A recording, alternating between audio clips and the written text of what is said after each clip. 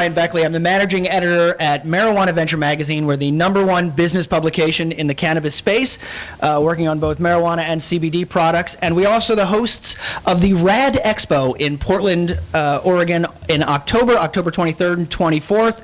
It is a business-to-business show primarily aimed at retailers of marijuana and CBD products.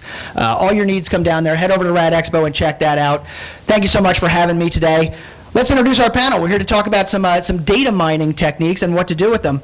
Our first panelist is Aaron Silverman. He is the co-founder and president and CRO of MediaGel. They use data to drive marketing and advertising solutions for cannabis businesses. Our second panelist is Dr. John McKay. He is the CTO of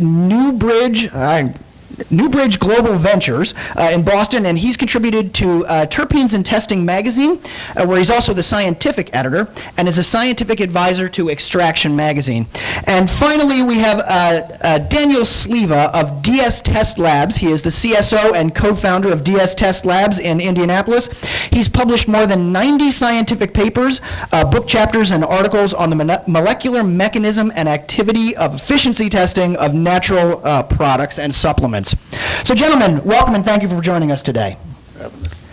So we're here to talk about data mining and the use of data to improve your business efficiencies and advertising towards there. So gentlemen, I want to start off just asking, what kind of data are we talking about here? Let's get the playing field laid out before us. So what kind of data are we talking about? Well, thanks for having us, and great coat, by the way.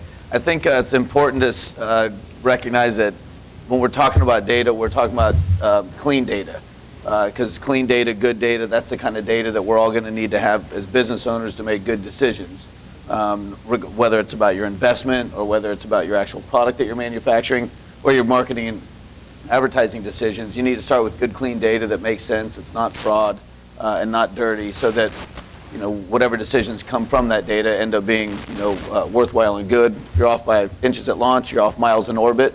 And that all starts with the quality of the data. And where are we getting that data from? Well, on my side, being a scientist, I'm getting the data from the contributions of the cannabis all the way from the time you're taking the seed to the time you're growing it, to the time you're harvesting, and then the further processing after that, whether it's towards a bud or whether it's towards a final formulation. All along the way, there's potential for tracking that.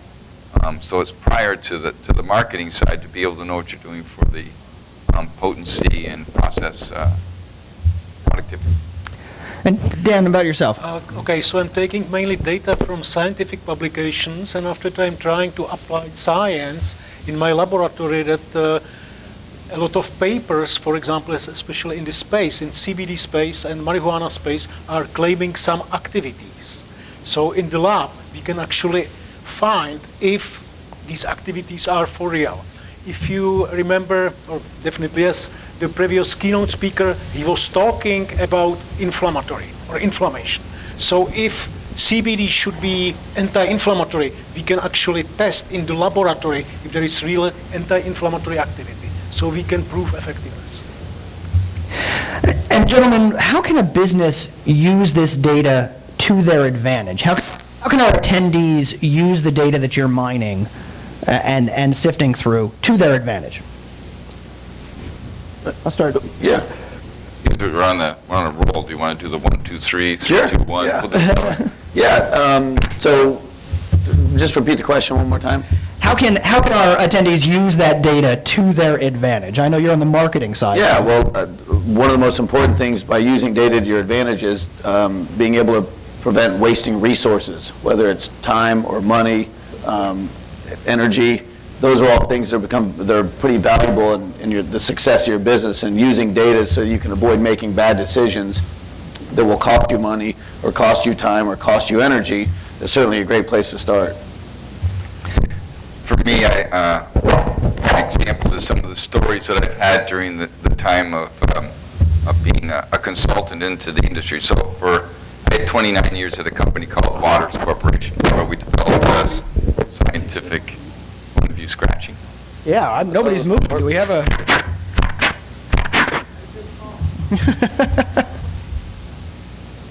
So anyhow, it's all about me. So that's hard for me to do. So anyhow, I'd gone into a customer and they were looking through an extraction process. I developed a lot of CO2 extractors in the early days, and the early days being the 2010 and on. And so during that process, they just wanted me to come in and look at their extraction. So what I did is I did the extraction. I followed them all day long, and I took quick analyses of the fractionated compounds. And so I had a small analyzer with me. I could measure 7 cannabinoids in 8 minutes. And then what I did is I measured what they put the material into a steel tube, and then they extracted, and then and what I took is after they were done the extraction, I took 9 readings. So 3 across the top, 3 across the middle, 3 across the bottom. That's all that clever Science 101. And so when we did that, when I was looking at that, and I had different results from each sector. And so at the end of the day, what I do is I watch people, and then I will present them results. So I presented them results in a PowerPoint slide. Never mind the man walking across remember the gorilla that would walk across and all those things?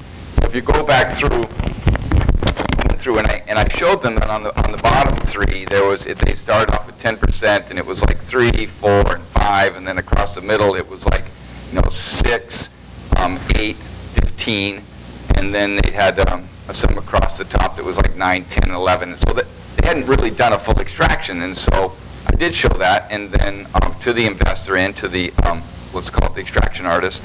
And so we went back, because it was the cottage industry days, and so went back through and I showed them the next thing where I took that number, but I made it into grams. Instead of percentages, I made grams. And then from there, the investor looks at the extraction artist. He says, well, what do you think? And he says, man, I got a great separation. It was really good. I mean, I think it was faster.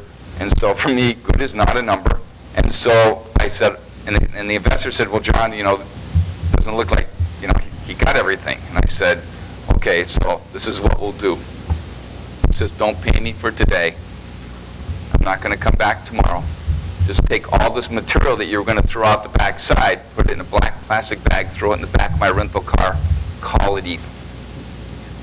And so from that one experience, the investor goes, why? And I showed him the next slide. They were losing $7,000 on every extraction. They were making 6 or 7, but they were losing $7,000 because they were doing it for extraction. So from that, I did come back the next day, so I wasn't able to make all that money. But coming back the next day and changing things, and that investor from then on realized that he now had to be testing not what was coming out, that's important, but what he was leaving behind was where his money was being lost. So he couldn't use it for marketing. We all know marketing should have all the money. Every bit of it. Every bit of it. So when you look at that process, it's now moving to the part where now you're moving to hemp, and we're not doing 2.5 pounds in a 5-liter vessel anymore, are we? We have 500 acres and thousands, and so not being able to get all of that material out means that you're losing not just 7,000, you're losing millions. And so the part of being able to test is to be able to contribute where the testing should be and where it affects the bottom line, so that you can reinvest and stay in business. Now, Dan, how are you using the data? Okay, so it's interesting because this is like a continuation. Okay, so somebody is producing really high quality cannabis extract or CBD. They are selling the extract to other producers. Okay, now the producers will start to produce their final product. Okay, for that one, actually, they will receive from John's company COA, it means Certificate of Analysis, which is absolutely important. And now the problem is coming. Some companies are actually using the Certificate of Analysis absolutely correctly. However, these are other companies, they are copying some other Certificate of Analysis, so it's totally fake. Or these are companies which are actually recycling Certificate of Analysis, because different batches will have different yields. In addition to that one, the problem is really complicated, because now you have Certificate of Analysis, everything is fine, you think it's okay, and you are trying to prepare your own product. Okay? Now, your product is not going to be only the extract extracted product which you received from John's company, but you will add something to mix it. In this case, and again, these are new data, you are going to use some fillers or oils which can actually kill real effectiveness. So that is how it's really important to in addition to chemical analysis, to generate additional data to show if your product which you are preparing or buying is really effective. And I can tell you some example from dietary supplement business that usually the marketers, they are trying to save some money. So they are using different companies, mainly from China. They are reusing the certificate of analysis, but suddenly the effect is not there. So originally, the first batch was fine, the product was absolutely perfect, but the new batch and new product, there is no activity. So it happened all the time. So it means we have to use data honestly, that actually we can create honest products, because that is what the people want. You also go back, if I could go on. Please. When I'm encouraging people with their formulations, everything is formulation centric when you move into the CBD. You decide what you're making as a business that you're going to market, and then from there you back up to the type of extraction that will provide you the ingredients that you want to make. And the second one I do is I always encourage people to work with their local laboratory that they're going to use for COA to get their MCT, their medium chain. Big word. I got the word T. Triglyceride. Triglycerides. So I go, woo! What questions? I got a PhD now, I have to give it back. And so I go back through and you have that process that you're working with them, because if you change that MCT supplier, you could now put into effect what you've now changed the product. And not only that, but a laboratory needs to know what you have for ingredients so that you don't have an interference that's blocking something further down the line. So I always say, go to a local lab and be able to provide that information, provide them the data. They'll be able to provide feedback of this product from company XYZ that you had for coconut oil has changed something. There's something changed and it's doing interference. But also you want to make sure that the potency and predicted bioactivity is going to remain the same. So, and most people are going, yeah, but it's a secret. I'm going, it's not going to be a secret. It's not that clever. MCT is MCT. You can buy coconut oil, but you have to make sure that it's not an interference. I've seen it a number of times. Sorry, I'm on a roll. No. So I've seen a number of times that people are buying sugar, and sugar has a different pesticide limit in the United States. You can buy sugar that it has the pesticides in it, and then you're hot for pesticides, and you didn't put it in it. So make sure you test the ingredients, and that's where data matters. I'm done. And No, I'm gonna. Sorry, if I may. Yeah. Sorry. Let's stay with the science for just a second, then we'll come, if that's okay. Yeah, no, that's fine. Okay, there is Great. a problem that, people are talking potency, okay? It's fine, but, potency is from the pharmacological point of view, okay, I'm talking science now. From the pharmacological point of view, potency, it means activity or it means effectiveness. Potency is sometimes used also correctly only for the chemical analysis.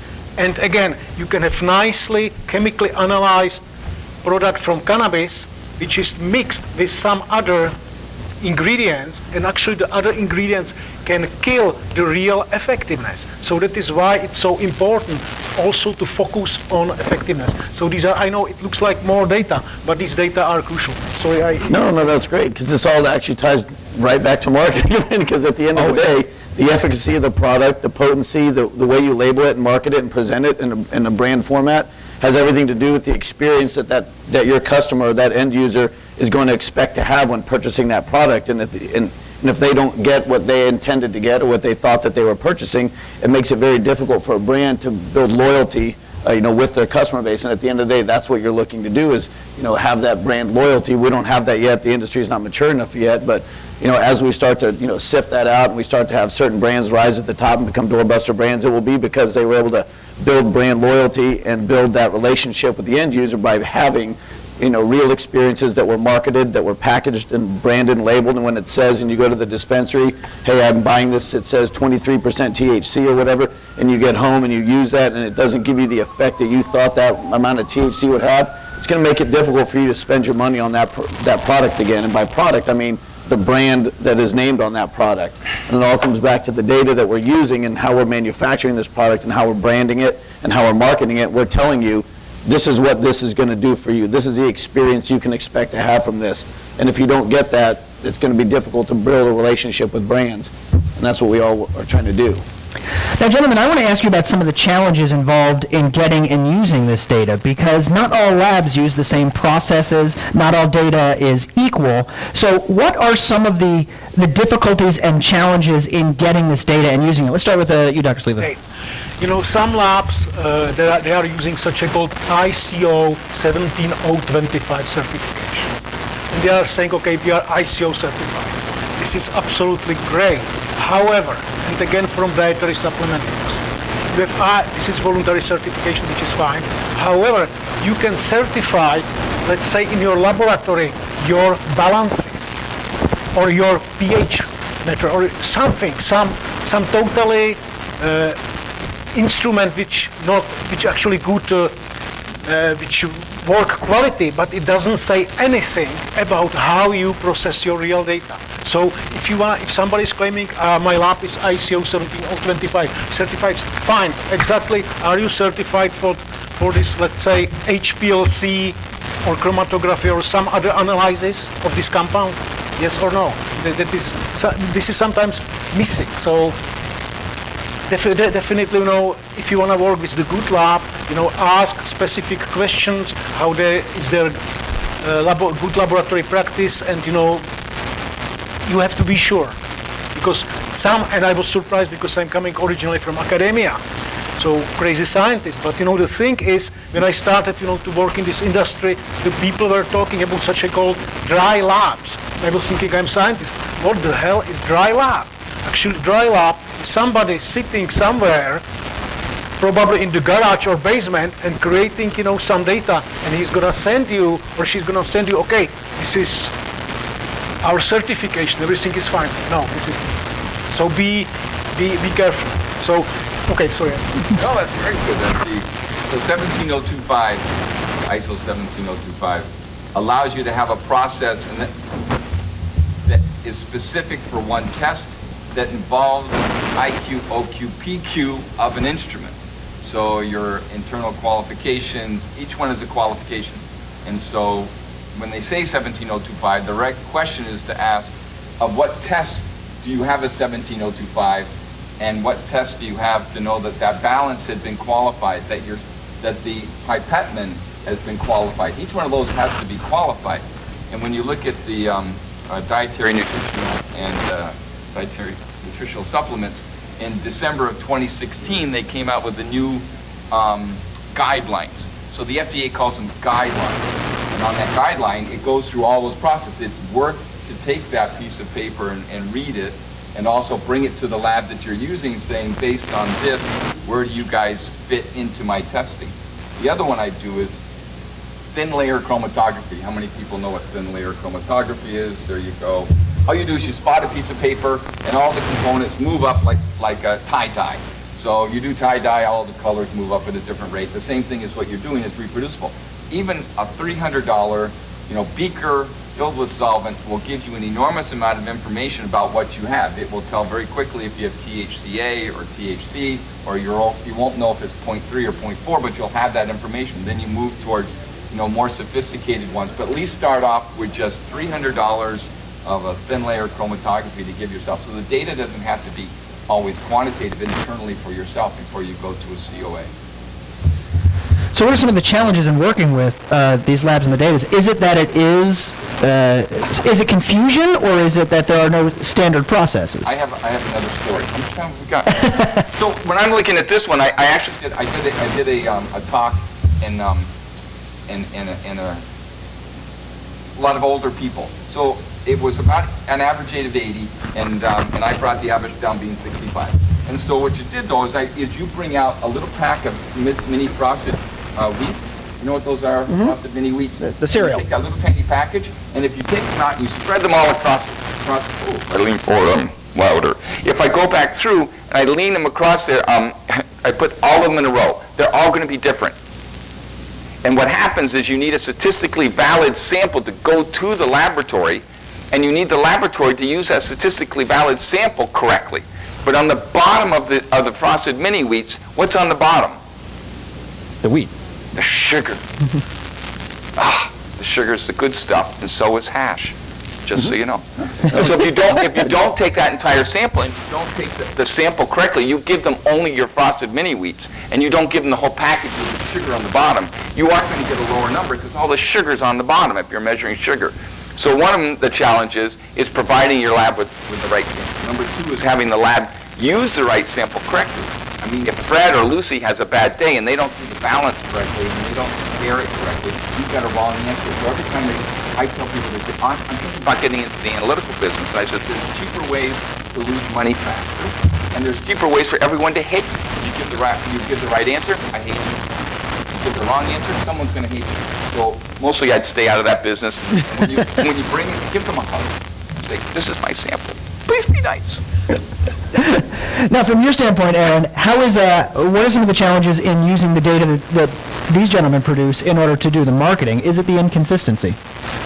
Well, yeah, going back to what I said earlier, bad data in, bad results out. So if, the labs are providing, fraud, bad data, bad COAs, and all that information comes in, but yet a business owner takes that and feels like they've done their due diligence on getting their product certified, being able to, pass on what the results and the numbers are. We incorporate that into their marketing and branding, run a big campaign, put a bunch of effort, build a big strategy for it, execute the strategy, and now everybody's aware of it. But then now all of a sudden we find out there was pesticides in it, or now it comes out that it was dirty. Now all of a sudden, here's something that most folks don't have in a line item is risk management. How do we do crisis management? Now all of a sudden, all that effort and all those dollars and all that time that went into your marketing campaign to win all these new customers and start converting them and building loyalty, now you got to go back to all them and say, hey, guess what we did? We screwed up. We had dirty product, and we didn't know it, and we put it in front of you because we believed that the data we started with was good. So now here comes a big crisis management campaign, a whole bunch of more money to go out there and fix your brand and clean up all that messaging. Kaiser's had to do it. Big companies have to do it all the time. That's why they went from good doctors, good medicine to Thrive. They got a report about some bad doctors doing some bad things, and all of a sudden they had to go through and rebrand, and it was a lot more expensive for Kaiser to go from good doctors, good medicine to Thrive than it will be for us. But right now, if you start paying attention to those things, you start with good data, and you have good results coming out, you can avoid having to spend money and effort and energy and resources on crisis management plans and doing damage control, which is really expensive, not just to your brand monetarily, but from a market share perspective when everybody's fighting. So, gentlemen, from the standpoint of people who would have a CBD business and are trying to make sure that the brand that they're marketing and what they're promising is actually provided each time to make sure that the customers and clients continue to come back, I guess the question then to the scientists is, how do we test for efficiency and efficacy, and what sort of questions should we be asking of our labs to make sure that we're providing Aaron with the right information? Okay, so number one, I'm going back to the lab. The best way, when I started from academia, I started my own laboratory, my own business, and what is really important, to visit the lab. Because, some of my clients, we want to see your lab, okay, please come in. So they came, and in 5 minutes, okay, let's talk what we are going to do. And I realized, okay, they wanted to see that it's not some stage Enron type lab, because they see the real laboratory mess. So I would say mess, but I mean that, that somebody is really working in the lab. After that, you can show them what do you have, and it's important. What was the second part of the? Okay, efficiency. Okay, that is what I mentioned, because what is really huge in CBD now is these are anti-inflammatory activity. So we can actually test that you can give us or some other lab the sample, and we can test if it has really anti-inflammatory activity. After that, you can market it for inflammation. However, there is something which is actually for marketing, because FDA still we are kind of under the radar, but FDA, you have something which is called claim substantiation. So you are not supposed to claim any treatment, prevention, or diagnosis. So you have to go around, because you are looking for a healthy inflammatory response. And if you can see anti-inflammatory activity, fine. You are actually putting, your stuff for healthy inflammatory response, and that is for the marketing. Other example is again, I'm a scientist, so I like to publish papers because this is what is really great. Your name is somewhere, it's really great. Okay, so scientist, I'm publishing something, but actually it's really great for the marketing because the companies, they are not supposed to claim any activities. However, in the scientific paper, I can say, okay, we tested this one, we can see really nice anti-cancer activity against breast cancer. And that is what we have done with some other companies. And after they put it to their PR, there were some interviews, okay, and they are marketing something for breast health, and they are going, okay, go and check this paper. This scientist, he actually proved that our compound has anti-cancer activity and anti-metastatic activity against specific type of cancer. So that is more for marketing.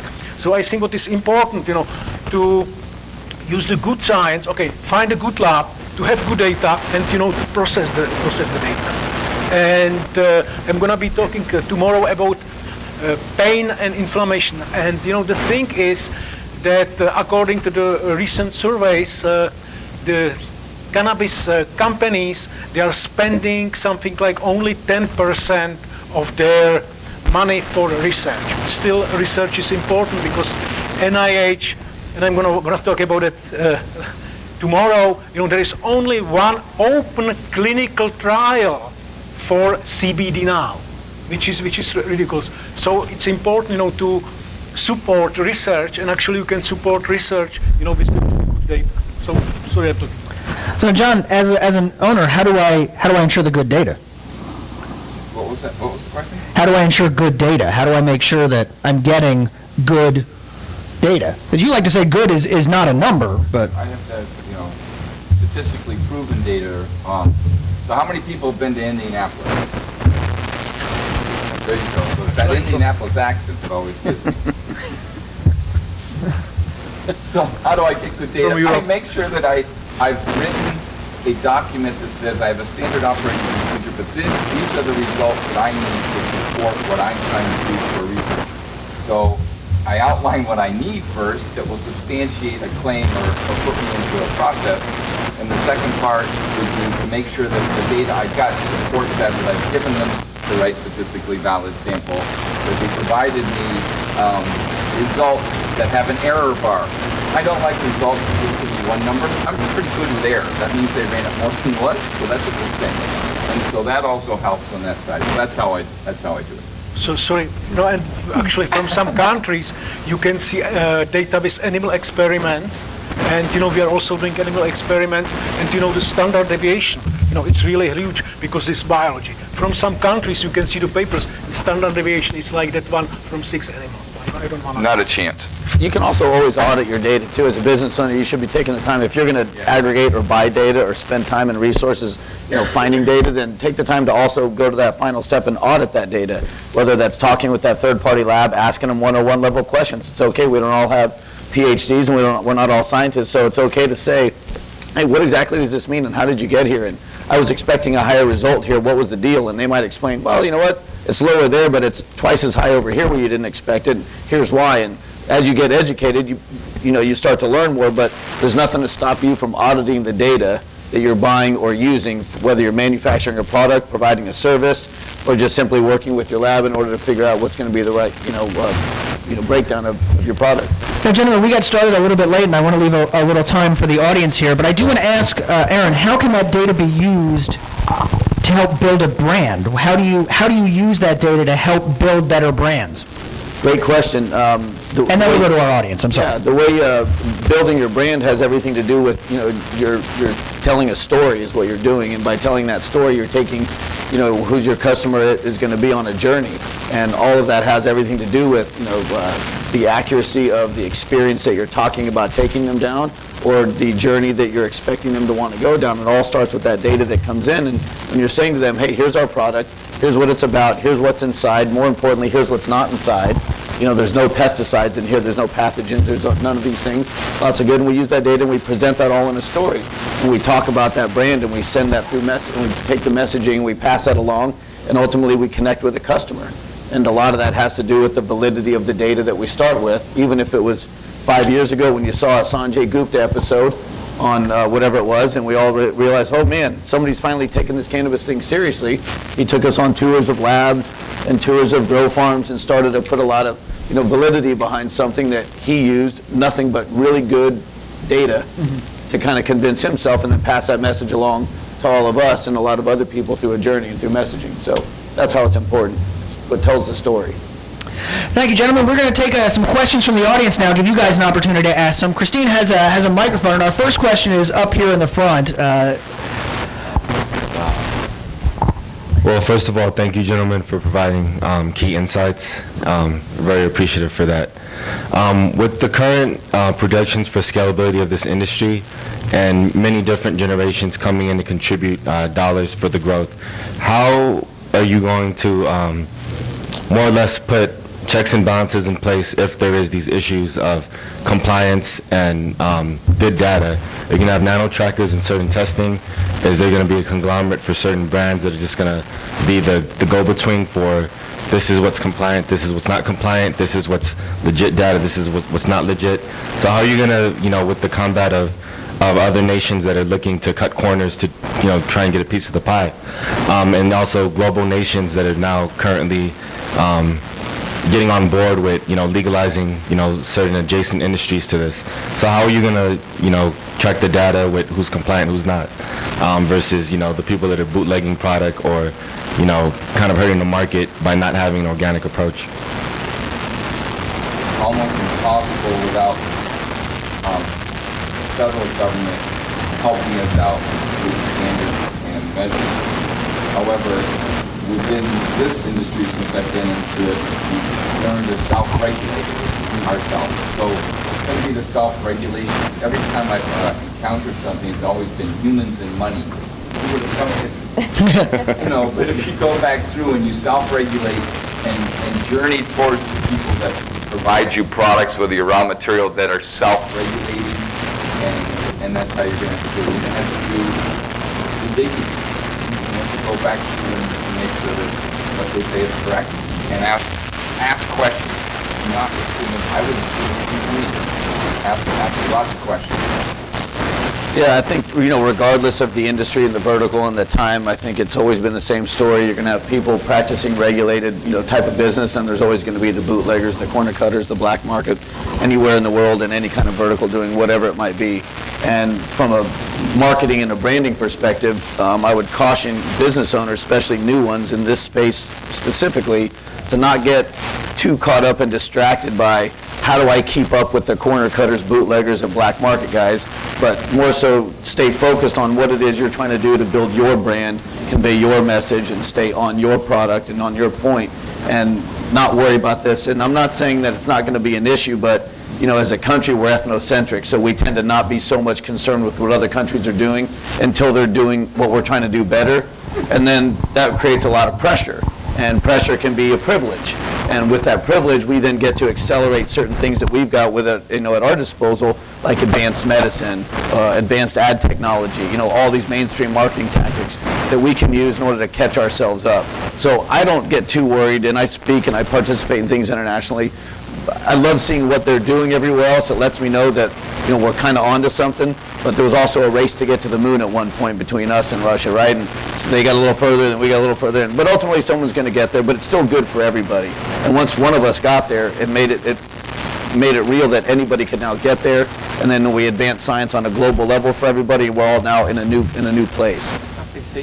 It was in a basement. Gentlemen, real quickly though, do we expect there to be a standardization at some point here, or do you see this being self-regulating going forward? And then we'll get to our next question, which is over here, I I'm believe. not sure, because if FDA, okay, we need some regulation, but not the total regulation, because again, you have to realize CBD and cannabinoids, these are natural compounds, and there is still a huge question that FDA, because this Epidiolex, which is actually really expensive CBD drug for the treatment of seizures, and actually now FDA did not like it, because if something is a drug, it shouldn't be, or it's not supposed to be in this space. And so some regulation definitely. I would say maybe the regulation mainly for the production, and I would say some regulation, but not too much regulation. Yeah, So- over-regulation can be yes. a major problem. It's gonna kill the business. Actually, according to the marketing and to the brand, I think, and I'm not in marketing, but good brand is actually returning customers, correct? And so it means that when I was talking to some people, when I started, the testing, they told me, okay, we tried, we spent hundreds of dollars before we found something, and so we are so happy, and suddenly, the same company, and we don't see any effect. So again, the problem is, I know, it's testing, it costs money, but if you want to have good brand, I would say each new batch should be really certified. By that you can really create, I would say, exclusive brand, because Let's. By the way, our panelists will be around a little bit after if you want to ask them another questions after. They're not going to run right off on us, so feel free to corner them when this is done. But we have another question here from our audience. So I'm starting a new brand, and this is a really important topic for me. And I spend considerable money making sure that I get the right testing and that my lab is reputable, et cetera. But we find ourselves in a situation where we're asking the consumer, this is the only product that I know of where consumers are asking for these certificates of analysis and not always knowing what they're looking at, right? My question, at what point, I mean, right now it's really important that they see that what they're buying is legitimate. But it's also difficult, I think, for just regular consumers to look at these documents, these lab tests, and know what they're looking at, right? I mean, I post my results, my competitors post COAs, but you're in the marketplace and in marketing, you're facing is a consumer, in some cases, it's quite skeptical of the claims that are being made right now about the efficacy of CBD, and then they're also being asked to look at lab tests. And I don't know what my question is exactly, other than how do we all as an industry get past that? Sure. Yeah, if you don't mind, I'm going to jump on No, this. it sounds like a marketing question. Go ahead. So two things. First off, on the first point, having that COA is really important for this first reason. When you go buy something and you see that there's a warranty with it, you don't really read it, and you probably don't even understand what it is. But the fact that it's there gives you some level of higher confidence in that product and that brand. So it kind of starts there. So by having that COA in the first place, that's what they're expecting to see. Because if you can't produce that, then it doesn't really matter, right? So then having them understand, having your consumer, your customer understand what that COA means and how to read it so that they can further buy into your brand and build a connection means you might have to take that next step, and I would highly recommend you take that next step and start educating them. And you can help them understand what that means. Here's what these numbers mean, and here's how to apply them, in this way. And once you start telling that and helping them learn, then they have more confidence. And when they have more confidence, they have more buying power. When they have more buying power, you're more likely to introduce other products under your brand to them. So it starts with having the COA to show that you've done your homework. And then the next level is education and information. It's a very powerful tool to be able to offer to your customers, even if that means they're also going to now understand what his product means and what their brand is and all these other things. That's okay to do. Furthering the education and raising the level and the bar of the understanding of what all this information means will empower your consumer overall, which will increase your opportunity to build brand loyalty to them. It's the consumer education focus. It's huge. One more. I absolutely agree, education and honesty, because you have to realize how many of you know what is HPLC? Fine. How many of you can read and analyze HPLC from a... Okay. So... Yeah, okay, sorry. I'm not cursing you, but the point is educate and explain, and after say, okay, we have really good analysis from reputable laboratory, and the analyses are repeated, and the customer, they are going to take it, they are happy, and they're going to trust it. Got to get a seventh grader to be able to understand it. And that's kind of the It's goal. above me, I'm a journalist, I I'm don't. talking probably too much. The people are telling me, try to, put it on the seventh grade level. Sometimes, the science is, I'm trying, sorry. We have one more question, and then I'm afraid we're out of time, so. So from a data standpoint, what have you seen to be working marketing-wise? Yeah, so that's a great question. Because it's been difficult to be able to market and advertise in a lot of other ways that other brands and other industries get to, we're having to use things, we rely heavily on a lot of geodata. Our phones are real powerful tools. We all carry them around all the time. They're constantly sending off signals. If you're not aware of that, when you have, location services turned on or you have a free app, that's sending off information.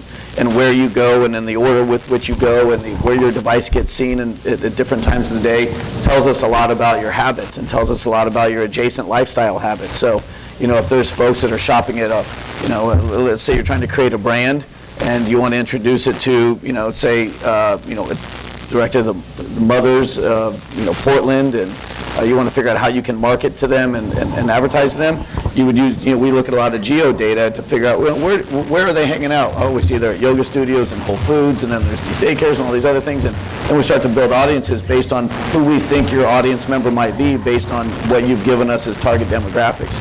So we look at geodata. That's one real important thing that we do, that we use. It's been helpful. But and some data are actually, I would say, scientifically total nonsense, because you can see on some websites the reviews. Okay, reviews are not testimonials. Okay? Testimonials are going to probably tell you more.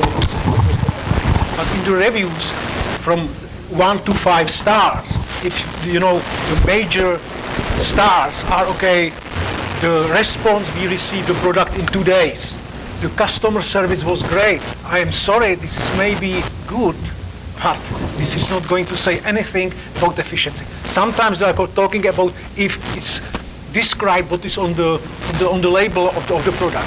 Yesterday I came to Seattle and I went obviously to the fish market. Great. Some people are selling some CBD stuff there. Okay, so I'm interested. I'm scientist. Okay, but okay, so what is that one? This is great CBD. And he started his spiel. Okay, fine. But nothing is written there. What is the concentration? How much is there? I'm not talking about analysis. I'm going to another one. Okay, this is great, but like that one, there is 100 milligrams. Okay, come on. This is ridiculous. And people are coming, okay, this is great, this is CBD. There is, we are CBD, so sexy now. Everybody has to have CBD. And so again, education. You have to educate your customers what they should expect. And for that you have to have, or we can prepare some data or materials, or because if you are going to tell them, okay, it was published in PubMed, paper from that one, majority of it's not on the 7th grade level.